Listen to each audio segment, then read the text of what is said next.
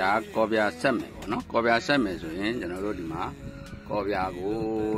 15တပေါင်စာပေါ့15တပေါင်စာဆိုရင်စတီးစွန်းလေးနဲ့2စွန်းထည့်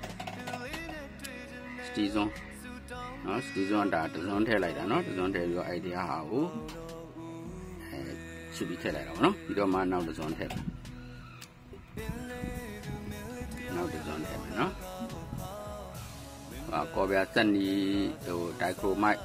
ဆက်နီမေးနေကြတာဒါဆိုရင်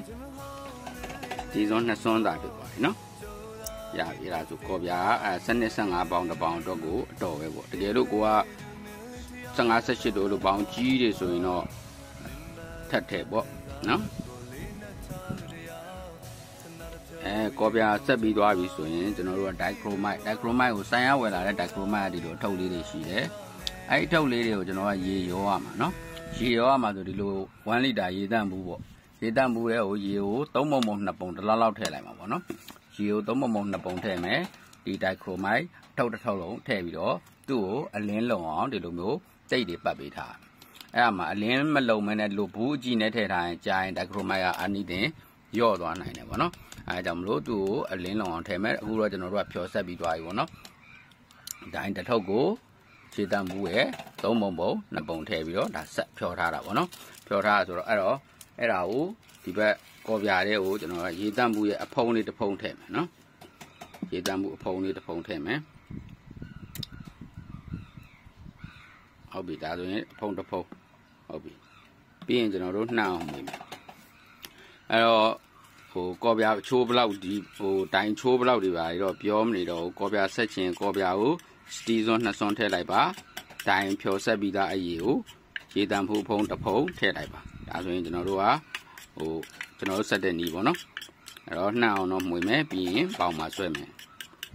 ဒါကတော့နှောင်းအောင်ဖြော်ပြီးသွားပြီဆိုတော့ကျွန်တော်တို့ကဒီမှာပေါင်မှာဆွဲမယ်ပေါ့နော်ဆွဲမယ်အဲ့တော့ကော်ပြားနဲ့တိုင်းနဲ့ဒီအယောင်လေးကိုတော့မှတ်ထားရတာပေါ့နော်ဒါဆိုဟိုကိုကအများနဲ့ဖြော်တဲ့ခါကျရင်အဲ့လိုအယောင်လောက်ရအောင်ဖြော်တာပေါ့ဒါပေမဲ့အလွယ်တကူတီးနိုင်ဖို့ကစတီးစွန်း2စွန်းဆိုရင်ကျွန်တော်တို့တိုင်ခရိုမအရေကိုတစ်ဖုံးထည့်ပါတယ်ဒါကကော်ပြားလေးတွေပေါင်မှာဆွဲတာပေါ့ပြီးရင်သူ့ကိုလေမုတ်မယ်လေမုတ်လေချအောင်မို့ပေါ့ကော်ပြားဆွဲတဲ့နေရာမှာပပညီညီလေးဆွဲဖို့လိုတယ်နော်ကော်ပြားဆွဲရင်ပပညီညီလေးဖြစ်နေရမယ်ပြီးရင်သူ့ကိုကျွန်တော်တို့က dryer နဲ့လေမှုတ်မှာအဲ့တော့တချို့ကလည်းပြောတာအလင်းထဲမှာဆွဲလို့ရလားမရဘူးလားအနည်းဆုံးမီးချောင်းတစ်ချောင်းအောက်မှာတော့ရပါတယ်ဒါကကျွန်တော်ရဲ့ဖုန်းရဲ့အလင်းကြောင့်ပါအပေါ်မှာမီးချောင်းကတစ်ချောင်းပဲထွန်းထားပါတယ်နော်မီးချောင်းလေးတစ်ချောင်းပဲထွန်းထားပါတယ်ကျန်တဲ့နေရာတွေအမှောက်ပါတယ်ဖုန်းကသူ့ဟာသူ lighting ကို auto ချိန်ထားတော့ဒီမှာလင်းနေတယ်လို့ထင်ရတာပေါ့နော်အပြင်မှာတော့အဲ့လောက်မလင်းပါဘူးနည်းမှောက်ပါတယ်ဟိုကောင်းတာတော့အမှောင်ငန်းထဲမှာသူများတွေဆွဲသလိုဖျောင်းနိုင်တဲ့ဆွဲလဲရပါတယ်အခုကျွန်တော်တို့လိုမီးချောင်းတစ်ချောင်းလောက်အနေထားနဲ့လည်းရပါတယ်ဗောနော်မီးချောင်းကတစ်ချောင်းပဲရှိပါတယ်အပေါ်မှာအဲ့လိုဆွဲပြီးဆိုတော့သူ့ကို dryer နဲ့လေမှုတ်ပြီးရင်တော့ပေါင်ကူမှာဗောနော်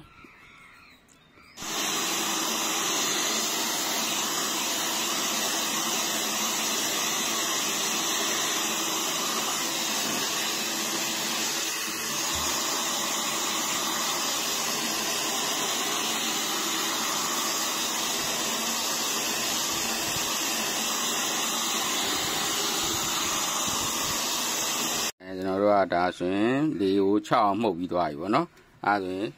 ဒါပေါ့ print ထုတ်ထားတာဗောနော် print ထုတ်ထားတာလေဆာနဲ့ထုတ်ထားတာပါပဲ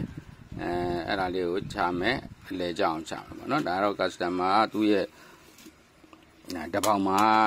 ဒီဇိုင်းလေးတစ်ခုပဲကတ်ပေးပါဆိုတော့တစ်စုပဲကတ်ပေးရဒါကတော့ဒီဇယ်ဗောနော်ဒီဇယ်ဖြန်းလိုက်တာဗောနော်ဒီဇယ်ဖြန်းလိုက်ခြင်းအပြင်စာရွက်ကစီစဉ်စက်ကူလေးလို့ဖြစ်သွားမယ်ကြည်သွားမှာဗောအဲ့ဒီခါကျရင်ပေါင်ကူကပိုလွယ်တာဗောနော်ပြီးတော့လေမခိုးအောင်ကျွန်တော်တို့သူ့ကိုလောက်အောင်ဒီလိုလေခိုးနေလို့မရအောင်နော်လေမခိုးအောင်ကျွန်တော်တို့သူ့ကိုအသားလေးချလေတွေထွက်သွားအောင်ဒီဇိုင်းပေါ်မှာလေအဓိကလေမခိုးဘူးပဲစာရွက်ဘေးပိုင်းမှာလေခိုးတာပြဿနာမရှိပါဘူးပြီးရင်တော့ကျွန်တော်တို့သူ့ကိုနေပြမလားမီးပြမလားအဆင်ပြေတာကိုတော့ပြလို့ရတယ်နော်ဒါဆိုရင်တော့မီးပြတာပေါ့နော်မီးပြတာဆိုစက်ကူကအောက်ကပေါင်ရဲ့အောက်မှာစက်ကူပေါ့နော်ပေါင်ရဲ့အောက်မှာစက်ကူထားတယ်ပြီးရင် ပေါ့ဟိုဟာကိုအပေါ်ကထားတာပေါ့နော်ပြီးရင်သူ့အပေါ်ကနေပြီးတော့အဝတ်စားလေးတစ်ခုခုလောက်အောက်လိုက်ရင်တော့ပိုကောင်းပါတယ်အဲ့လိုအောက်လိုက်ရင်ပိုကောင်းတယ်အဲ့လိုအုပ်ထားပြီးတော့ကျွန်တော်တို့ကတော့ပုံမှန်ပြနေကြဆိုရင်တော့6မိနစ်ပေါ့နော်6မိနစ်ကိုတိုင်မာပေးလိုက်တိုင်မာပေးပြီး6မိနစ်ပြီးရင်သူ့ကိုရေဆေးပြီးတော့ရေစိမ်းရမှာပေါ့နော်အဲ့ဒါဆိုရင်ခုနချိန်ထားတဲ့6မိနစ်ပြည့်ပြီပေါ့နော်ပြည့်ပြီဆိုတာနဲ့ကျွန်တော်တိုင်မာလေးကိုမီးပိတ်မှာပေါ့နော်မီးပိတ်ပြီးတော့သူ့ကိုရေစိမ်းမှာပေါ့နော်ရေဆေးမှာပေါ့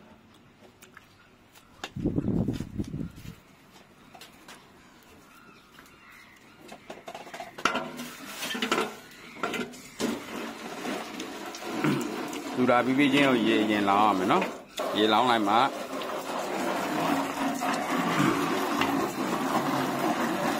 ရေလောင်းလိုက်မှသူ့ရဲ့ဒီဇိုင်းအရေးကလေးပေါ်လာမှာပေါ့နော်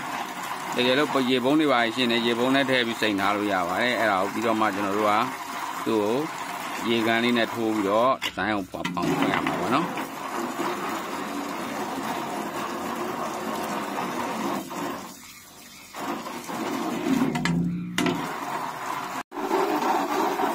ရေမြုပ်လေးနဲ့ပေါ့နော်ဘဘလေးဒါလေးပွားပွားရတာပေါ့နော်အဲ့ဒါဆိုရင်ဒီဇိုင်းလေးတွေပြေးပြေးချင်းပွင့်သွားပါပြီနော်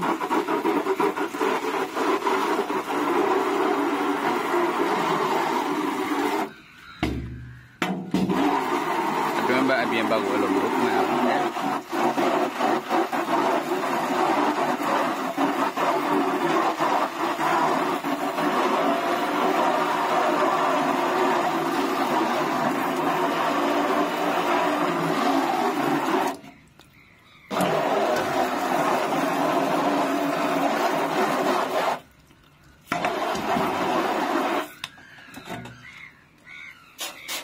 မုံမွားလေးတွေကျန်လို့ရှိရင်အဲ့လိုရေကန်လေးနဲ့လိုက်ပြီးတော့ထိုးလိုက်ရပါတယ်နော်အဲ့ဒါမှလည်းဒီဇိုင်းလေးကြည်လင်ပြတ်သားရှင်းသွားပြီဆိုတော့မှလာသူ့ကိုနေဘူးလမ်းလမ်းမလမ်းရင်လည်းအချောက်ခံပေါ့တွာရနဲ့မှုတ်ပေါ့နော်အစင်ပြေလို့လုပ်လို့ရပါတယ်